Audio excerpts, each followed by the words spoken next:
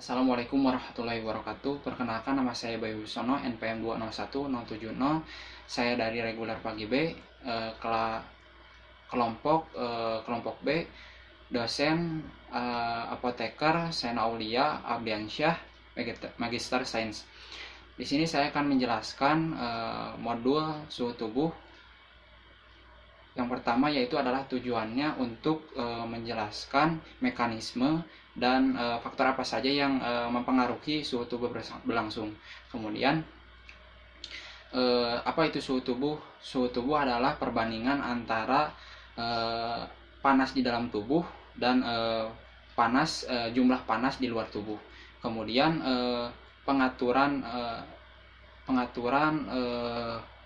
mekanisme pengaturan suhu tubuh yaitu dengan cara yang terdapat pada hipotalamus. Organ hipotalamus ini berfungsi untuk menyeimbangkan suhu tubuh, yaitu dengan cara hipotalamus akan merangsang kelenjar endokrin untuk menghasilkan thyroid stimulating hormon atau disingkat dengan TSH, di mana TSH ini akan menyeimbangkan suhu tubuh. Kemudian contohnya pada saat demam, maka suhu tubuh akan naik, sehingga hipotalamus ini akan merangsang kelenjar endokrin untuk menghasilkan TSH.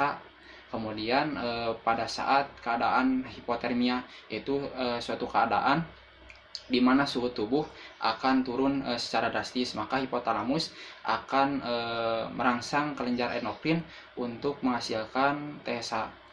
Kemudian juga faktor-faktor apa saja yang mempengaruhi suhu tubuh berlangsung, yaitu pertama ada lingkungan, di mana lingkungan yang panas akan menghasilkan suhu tubuh yang naik. Kemudian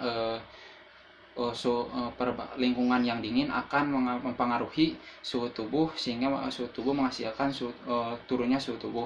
Kemudian pada usia juga akan mempengaruhi suhu tubuh, karena pada proses penuaan aliran tubuh akan terhambat. Kemudian pada bobot tubuh, yaitu akan semakin luas permukaan tubuh akan menghasilkan suhu tubuh yang tinggi. Kemudian yang keempat ada jenis kelamin. Karena jenis kelamin yang memiliki suhu tubuh tinggi yaitu adalah laki-laki, di mana laki-laki memiliki hormon testosteron, sehingga hormon testosteron ini mempengaruhi suhu tubuh. Kemudian alat yang digunakan untuk mengetahui apakah suhu tubuh seseorang itu tinggi atau turun atau rendah, yaitu menggunakan termometer. Penggunaan termometer yaitu dengan cara pertama ambil termometer, kemudian didiamkan di bawah lidah.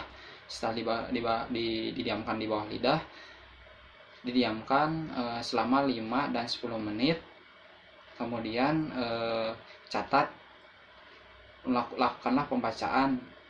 Kemudian lepas, kemudian bernapaslah selama 2 menit, kemudian masukkan kembali. Kemudian setelah itu masukkan kembali termometer di bagian bawah lidah. Setelah itu catat, tunggu dulu sebelum itu 5 dan 10 menit. Kemudian catat hasilnya, kemudian lepas kembali, kemudian kumur menggunakan air es, kemudian masukkan kembali di bawah lidah selama 5 dan 10 menit, lakukan pembacaan dan catat hasilnya.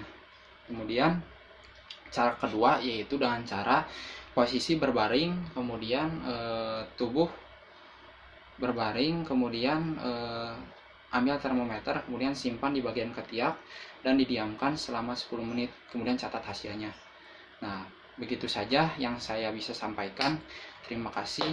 Mohon maaf jika bila ada kesalahan. Wassalamualaikum warahmatullahi wabarakatuh.